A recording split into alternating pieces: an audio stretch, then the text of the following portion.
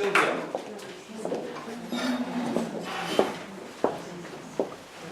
Brian Hughes was a friend and member of the Village Players.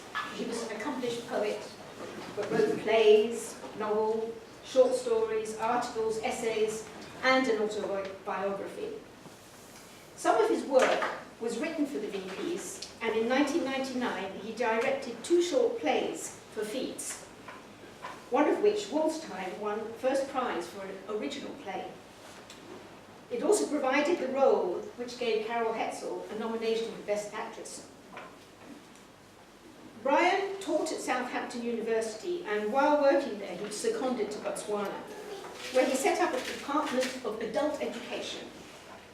A lot of the poetry he wrote about Africa was written later in his life, after retirement, which he took in 1985 when he settled in Switzerland.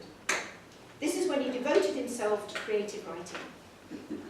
This posthumous book of poems, How to Make Love as an Old Man, and other poems, was prepared by members, including Antoinette, Brian's widow, and Adriana Hahn, of the Le Mans Poetry Workshop, of which Brian was founder member.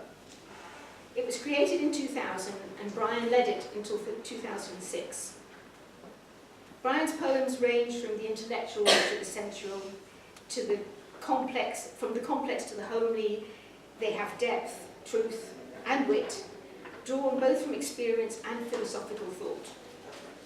It is not surprising that among many other awards, he won the prestigious Arvin International Poetry Competition in 1998.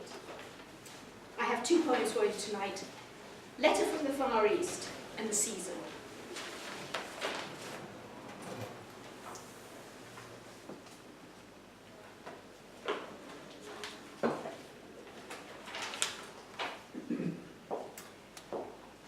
We've been here a month, acclimatizing and acquiring a tan. The hotel was okay for a week or 2, but stupefying in the amount we ate and the monotony of the chef's speciality of the day. So after a fortnight, we defected to a rented house. The people are Marwick, away on leave. Here we've elected to look after their Afghan hound, and apparently their servant, who is continually sick. The place is not bad, and happily we have use of a car. The town itself is delightful, buzzing with life, but unfortunately full of wretched children asking for money. I suppose we're fair game, but Ralph always refuses on the grounds, rightly I expect, that they're little professional souls. The cotton fabrics are marvellous, brightly coloured and fine textured, and the carvings are exquisite, especially fertility gods. Ralph seems to be enjoying his work, but he finds his counterpart slow and sly, whatever that means. And I'm going berserk, simply trying to arrange to help out at the hospital. Here am I, a qualified nurse, wanting to give 2 mornings a week to their mismanaged, dirty, badly equipped dispensary. They say there may be cultural difficulties, but really it's ignorance and prejudice. And there are terrible problems. Scores of people old before their time, worn and withered mothers of 25, sores that never seem to heal, and, most regrettably, deformed babies are still being born. Anyway, Ralph and I are coping pretty well, and are already receiving a torrent of invites from expats, but we're hoping to get to know some local people soon, and to find the real and mysterious Orient.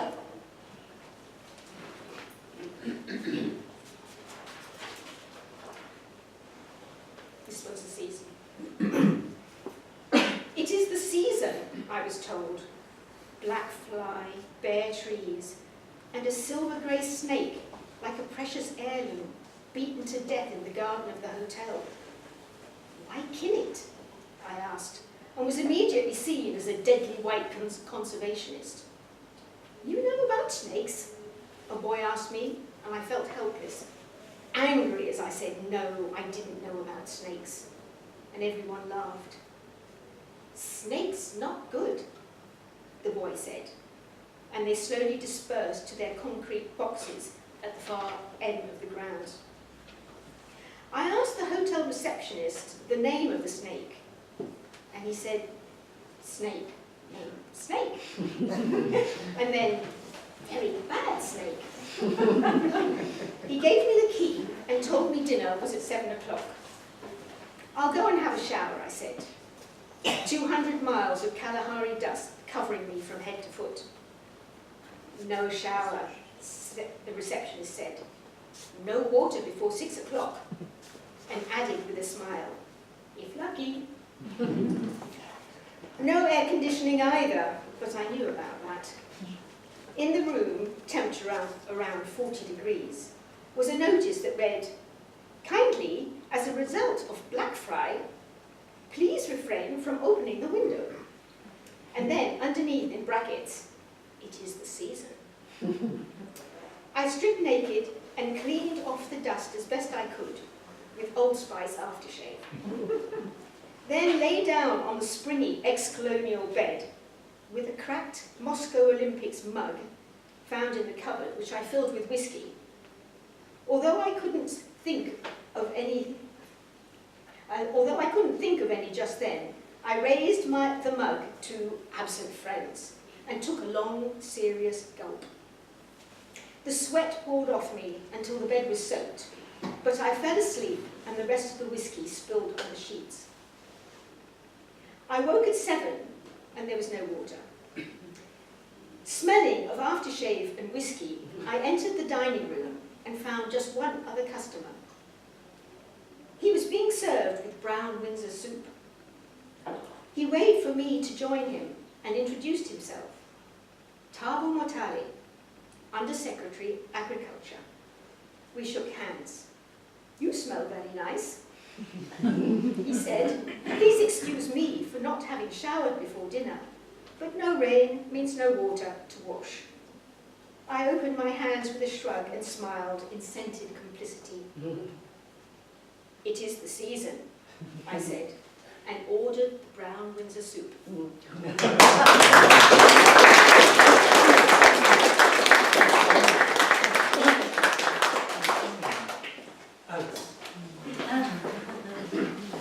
Gooses, geeses. I want my goose to lay gold eggs for Easter, at least 100 a day. And by the way, I want a feast. I want a bean feast, cream buns and donuts and fruitcake with no nuts. So good you could go nuts.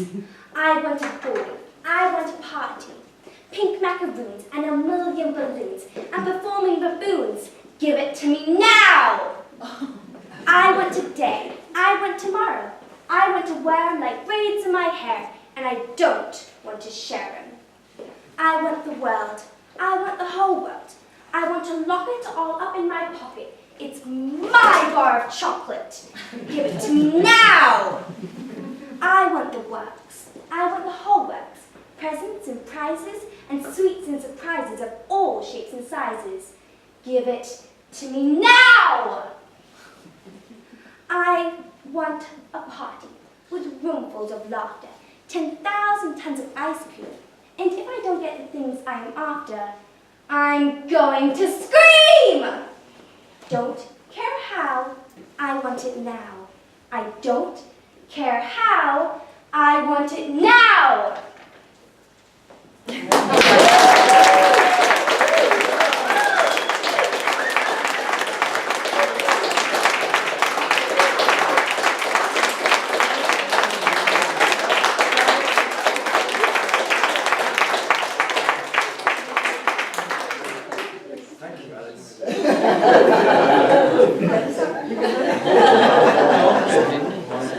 Yeah, thank you, Alex. This is another Wilfred Owen poem. Blighty means England, as some of you may not know. Owen, as a pacifist, went to the war, got badly injured, came back hospitalised in England, and went straight back out to the trenches. I mind as how the night before that show, us five got talking. We was in the know. Oh, the top tomorrow, boys, we're for it. First wave we are. First ruddy wave, that's tore it. Ah well, says Jimmy, and he's seen some scrapping. There ain't more than 5 things can happen. You get knocked out, or else wounded, bad or cushy, scuppered, or else except you're feeling mushy. One of us got knocked out, blown to chops. T'other was hurt like, losing both his chop props. And one, to use the word of hip pockets, had the misfortune to be took by Fritz. Though next time, now me, I wasn't scratched, praise God Almighty, though next time, please, I'll thank him for a blighty. But poor young Jim, but he's living and he's not. He reckoned he'd had 5 chances, and he had. He's wounded, killed, and prisoner, all the lot. The bloody lot all rolled into one. Jim's mad.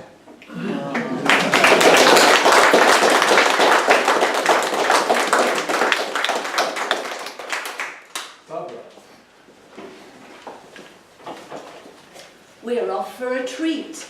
It's my birthday today. To London. We're seeing a musical play.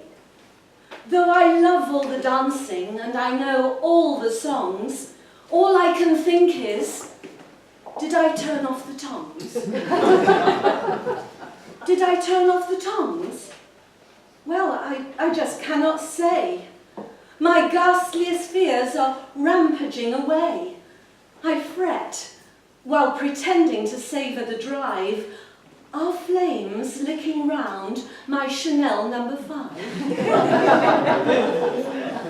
And mentally, throughout the show and applause, I check our insurance to look for the clause that says any payout is shrouded in doubt if you don't turn your tongs off before you go out.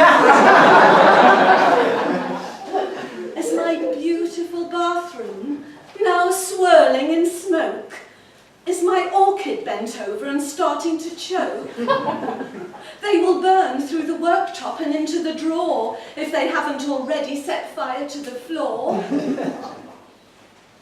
I can smell it. Can smell the most acrid of pongs as my carpet dissolves under hot curling tongs. I can hear it. The hiss and the roar and the crackle, an inferno out of my hairdressing tackle. Oh, please, as I twiddled the hair round my face, when every last twiddle was twiddled in place, did I put the equipment back where it belongs? Did I flick off the switch? Did I turn off the tongs? I'm seeing the ruins, all smoking and black, the fire brigade hoses now useless and slack. The shock on the face of the horrified throngs at the fate of those failing to turn off their tongues. Much later, we sit in the restaurant dim. He's smiling at me, and I'm smiling at him. On this night, which has hit him so hard in the pocket, I think, did I pull the plug out of the socket?